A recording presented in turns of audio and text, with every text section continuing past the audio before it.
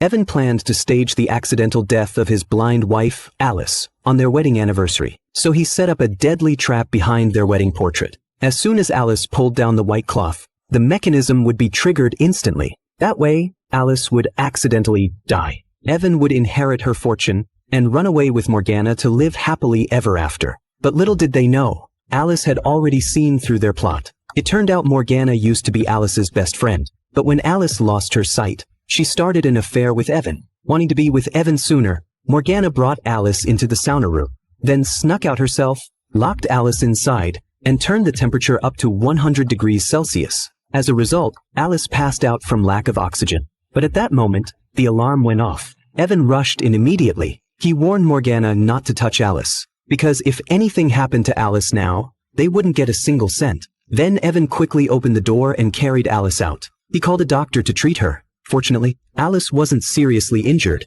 She just needed to be on oxygen overnight. But as soon as Evan and the doctor left, Morgana tried to harm Alice again. At the critical moment, Evan stopped her. He dragged her outside the room, told her to wait another 24 hours, and that he would take care of Alice himself on the wedding anniversary. But what they didn't expect was, Alice woke up at that moment. She was shocked to discover that she could see again. She was about to get up and look for Evan, when she suddenly saw something written on the wall. 100 challenges to destroy your wife. And the first one was, make your wife blind. That's when Alice realized, her car accident a year ago wasn't an accident. It was something Evan had done on purpose. The final challenge was, make your wife disappear on the wedding anniversary. Reading those challenges sent chills down Alice's spine. Just then, Morgana walked in. She was so frightened she could barely hold her glass. Alice was just about to ask for help, when Evan came in and hugged Morgana. Alice instantly remembered one of the challenges, to be with another woman.